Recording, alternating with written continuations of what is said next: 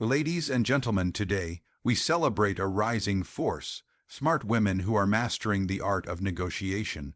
For too long, negotiation was seen as a man's game, a boardroom battlefield where women were expected to play small, stay polite, and settle for less.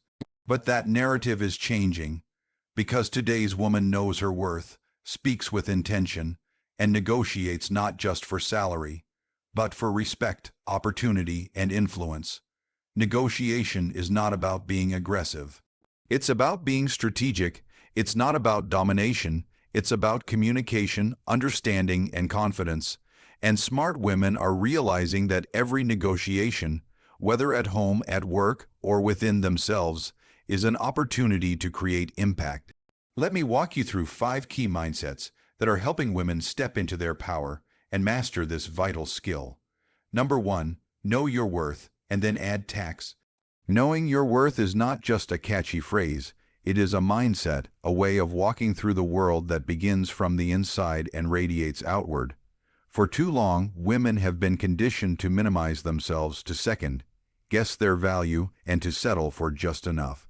Whether it's in the workplace, in relationships, or in personal goals, the tendency to accept less than what is deserved has been deeply ingrained through societal expectations, cultural pressures, and silent compromises. But times are changing.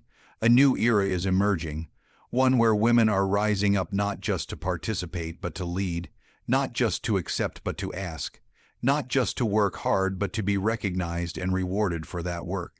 To know your worth means to deeply understand your skills, your strengths, your values, and your contributions. It's about being able to look in the mirror and see not just your reflection but your potential. It means realizing that the experience you've gained, the knowledge you've earned, and the perspectives you bring to the table are powerful and often unmatched.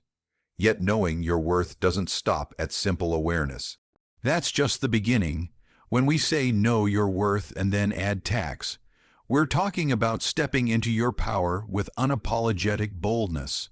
We're talking about understanding that in addition to your qualifications, there is an added value you bring through resilience, emotional intelligence, leadership, creativity, and heart. And those things are not bonuses. They are part of the full package. Adding tax is about standing firm when the world wants to negotiate you down. It's refusing to shrink just because it makes others more comfortable. It's about understanding that worth is not measured by someone else's standards or limited by someone else's perception of what you should receive. When you know your worth and add tax, you stop waiting for permission to be seen or heard. You stop feeling guilty for wanting more pay, more respect, more space, more opportunity. Because the truth is, you are not asking for too much. You are simply asking for what's fair and what's overdue. It also means recognizing the invisible labor you often do, the emotional energy you invest in people, the time you pour into mentoring others, the leadership you offer without titles or rewards. All of that adds value. And for far too long, that value has gone unnoticed, unpaid, and unappreciated. But no more. When you walk into a negotiation, when you stand up for yourself, when you demand respect, you're not being difficult. You're being clear. Clarity is power. And clarity about your worth is one of the most powerful forces a woman can carry. This mindset isn't about ego. It's about equity. It's not about entitlement. It's about empowerment. You're not demanding more because you think you're better than anyone else. You're expecting more because you know your value, and because you refuse to be shortchanged anymore. And that mindset ripples. When one woman knows her worth, she becomes an example. When she speaks up, she gives silent permission for others to do the same, and soon you realize, this isn't just about you. It's about changing the culture for the women who come after you. And yes, there will be resistance. Some people will try to convince you that you're asking for too much. Some will try to label your confidence as arrogance. Some will offer less, hoping you'll accept it with a smile and silence. But that's when you remember, you didn't come this far to play small. You didn't fight your way into rooms just to sit quietly. You didn't build yourself up just to be discounted. You know who you are. You know what you bring. And you know that your price just went up. So whether you're negotiating your salary, setting your boundaries, pitching your ideas, or standing up for what you deserve, do it with the quiet strength of a woman who knows her worth and adds tax. Don't second guess, don't water it down, don't shrink. The world will meet you at the level you expect, and the expectations you set are the ones that shape your reality, so set them high, set them bold, and never apologize for it. Because when you know your worth and you add tax, you don't just change your life, you change the game. Number 2, preparation is power. Preparation is power. It's the difference between walking into a room with uncertainty and walking in with quiet, unshakable confidence. When a woman prepares, she's not just gathering information, she's gathering strength. She's not just getting ready for a meeting or a conversation, she's positioning herself for success. In a world that often underestimates or questions women, preparation becomes not only a tool but a shield. It is how smart women claim their space with credibility, clarity, and conviction. Too often, people assume that negotiation is all about how well you speak in the moment or how confidently you present your case. But those moments of strength don't come from improvisation. They come from the hours of work put in beforehand, the research, the reflection, the planning. That's where power is built. A prepared woman does not leave her future up to chance or charm. She knows the value of walking in with facts, figures, and foresight. She takes time to understand what she wants, what she's worth, and what she will and will not accept. Preparation is more than just knowing your talking points. It's about understanding the full picture. It's researching the person or organization you're negotiating with. It's learning the industry standards, the market value, the common counterarguments. It's studying the dynamics at play so that nothing takes you by surprise. Because surprises in negotiation usually mean you've lost control, and preparation keeps you grounded. When you've done your homework, your energy shifts. You don't just ask, you assert. You don't hope for the best. You expect it because you've equipped yourself for it. This kind of preparation is an act of self-respect. It says, I value myself enough to be ready. It says, I take my goals seriously. It says, I won't walk in unarmed. And that mindset changes everything. It's the reason why some people walk away with more money, more responsibility, more opportunity. Not because they are better, but because they were better prepared. And here's the truth, preparation also reduces fear. Many women feel anxious before negotiations, not because they aren't capable, but because they haven't yet built the armor of readiness. Fear thrives in uncertainty, but confidence thrives in preparation.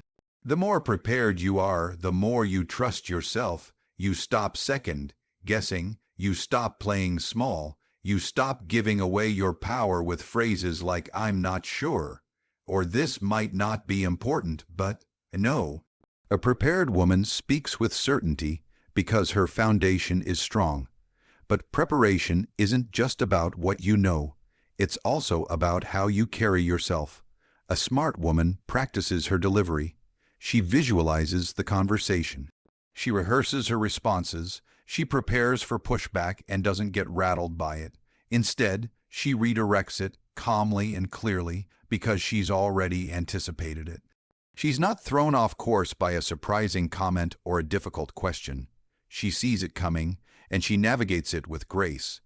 Being prepared also means being emotionally ready. Knowing your triggers, managing your nerves, staying grounded in your values, all of that matters. Preparation is not just intellectual, it's emotional.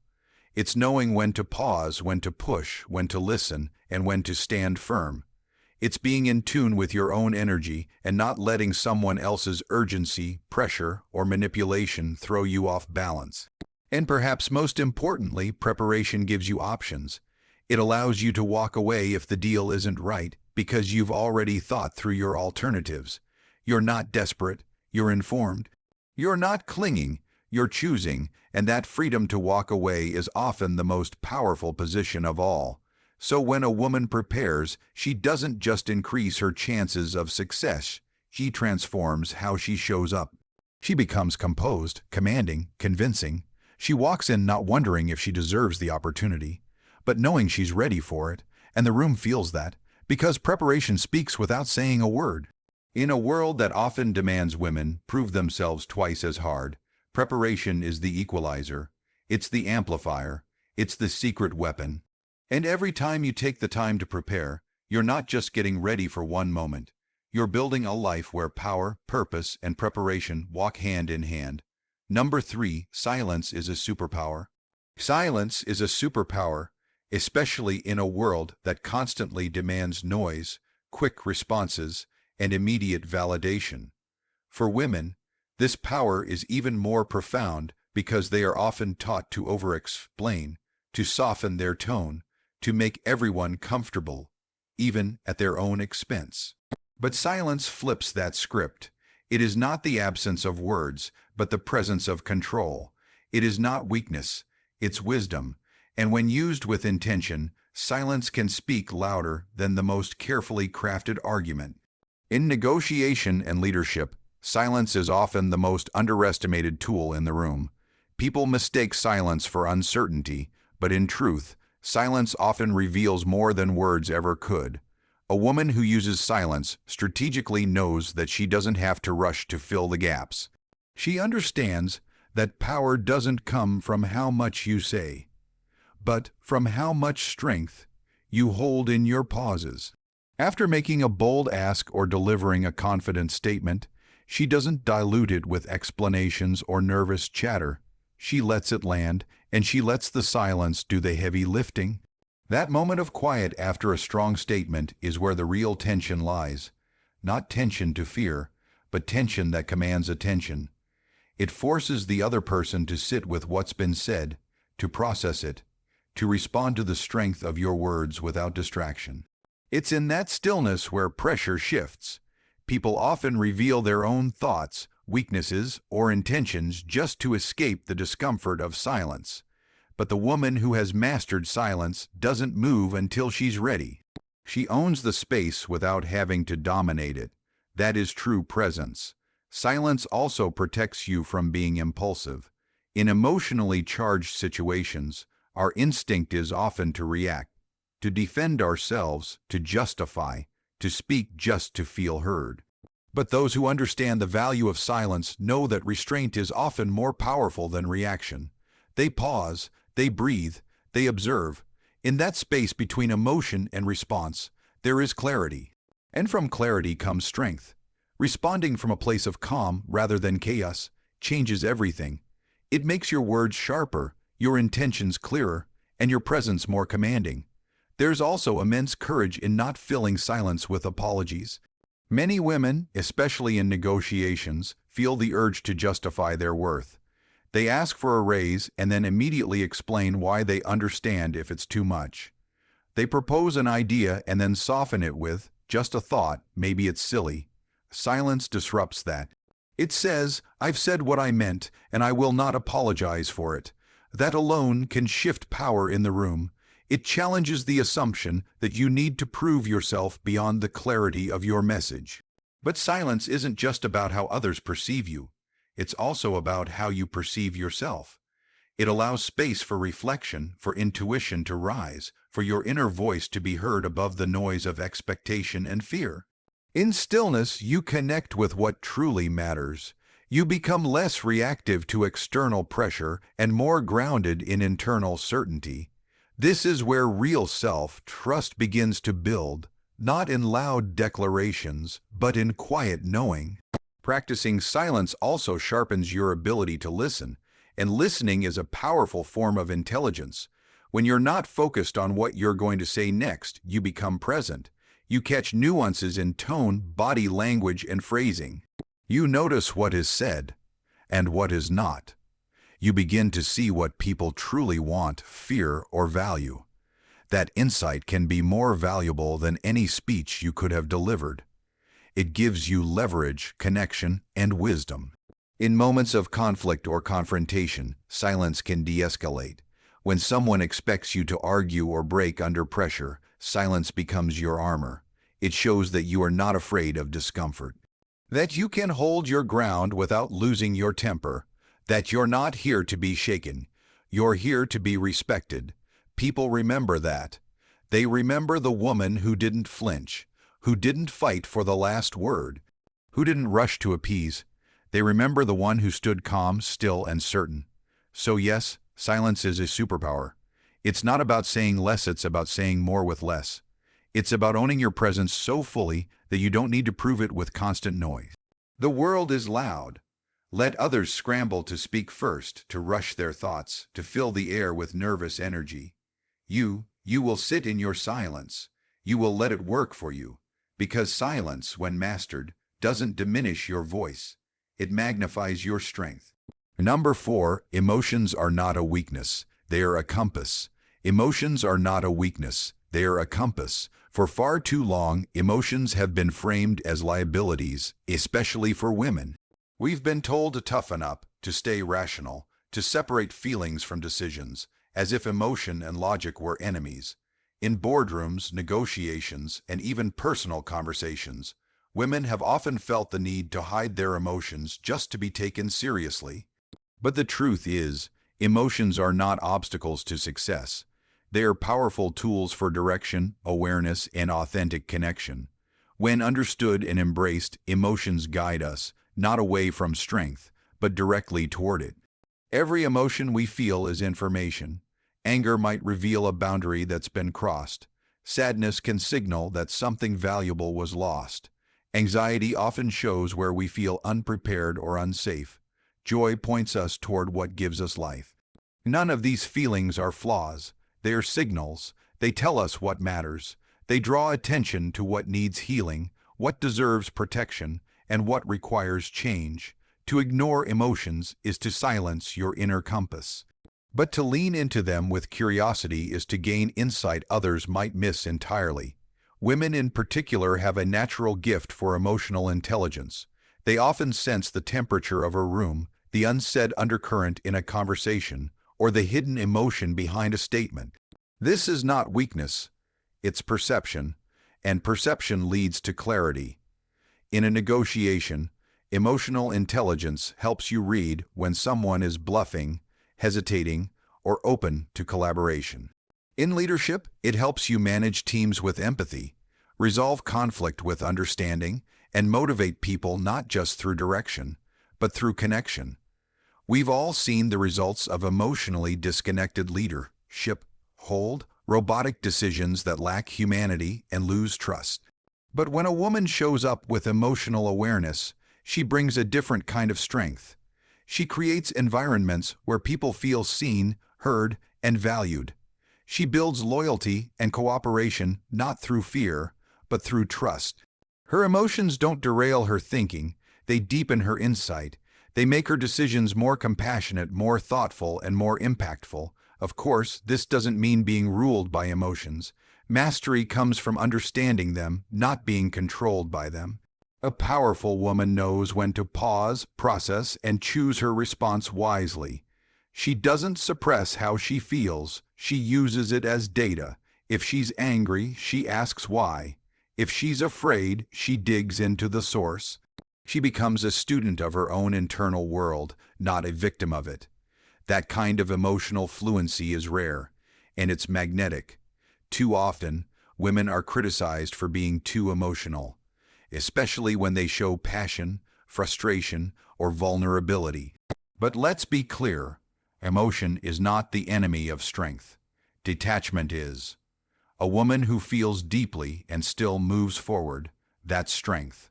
A woman who sheds a tear and still speaks with clarity, that's strength. A woman who admits she's hurting but refuses to give up, that's strength. Emotions don't weaken your position, they humanize it. And in a world craving authenticity, humanity is influence. Embracing emotions also creates space for self-compassion. Instead of beating herself up for feeling afraid or overwhelmed, a smart woman listens to those feelings. She honors them without judgment. She asks what they're trying to show her. That inner kindness strengthens her resilience. It keeps her grounded when things fall apart. It teaches her to treat herself like an ally, not an enemy. And when a woman becomes emotionally self-aware, she's no longer thrown around by every wave. She learns to surf the storm guided by her own inner compass. In relationships, both personal and professional, emotional intelligence builds bridges. It's what allows a woman to connect not just with words, but with presence. She can hold space for others without losing herself. She can express difficult truths with grace. She can listen without needing to fix. That kind of emotional maturity is not just rare, it's revolutionary. It changes families, teams, and communities. So let's be done with the idea that emotions make women weak. That myth has held too many people back for too long. Emotions are not excess baggage. They are the map. They are the pulse that keeps us aligned with our purpose, our values, and our truth. When a woman honors her emotions, she becomes more than just powerful. She becomes whole. And there is nothing more unshakable than a woman who leads not in spite of her emotions, but because she has learned to trust them. Number 5, the win isn't always in the yes, it's in the courage to ask. The win isn't always in the yes, it's in the courage to ask. This idea flips the traditional definition of success on its head. We're taught to believe that victory only comes when we get what we asked for, when the other person agrees, when the answer is yes. But the truth is, the most powerful moment often happens before the outcome is even decided. It's the moment you find the courage to speak up, to make a bold request, to advocate for yourself. That is where the real transformation begins. That is where you start to rewrite your story. So many women hold back from asking, not because they're incapable, but because they're afraid of rejection, of seeming too ambitious, of being labeled difficult or ungrateful. They talk themselves out of raises they've earned, opportunities they've prepared for, and boundaries they desperately need, simply because the act of asking feels too risky. But what if the risk isn't in the asking? What if the real risk is in staying silent? Every time you choose not to ask, you reinforce the belief that you're not worthy of more. Every time you settle, you send a signal to others and to yourself that what you have is all you deserve. The courage to ask is an act of self-respect. It's you saying, "I know my worth." It's you stepping into the unknown, even when the answer isn't guaranteed. That alone is a victory, because courage is not the absence of fear, it's action in spite of it. When a woman asks for something, whether it's a promotion, a new opportunity, respect in a relationship, or simply more time for herself, she is declaring that her voice matters, that her needs are valid, that she refuses to be overlooked or underestimated. Even if the answer is no, the act of asking opens doors. It starts conversations. It shifts perceptions. It sets new standards. You might not get exactly what you asked for, but you've planted a seed. You've shown that you are someone who knows what she wants and is not afraid to claim it. And over time, those seeds grow into something powerful. New roles, new respect, new influence. But none of that can happen if you don't take the first step. Asking is not always about big, dramatic moments. Sometimes the most important asks are quiet and personal. Asking for help when you're overwhelmed. Asking for space when you're stretched too thin. Asking for your needs to be met in a relationship. These moments may seem small, but they are deeply courageous, because asking makes you vulnerable.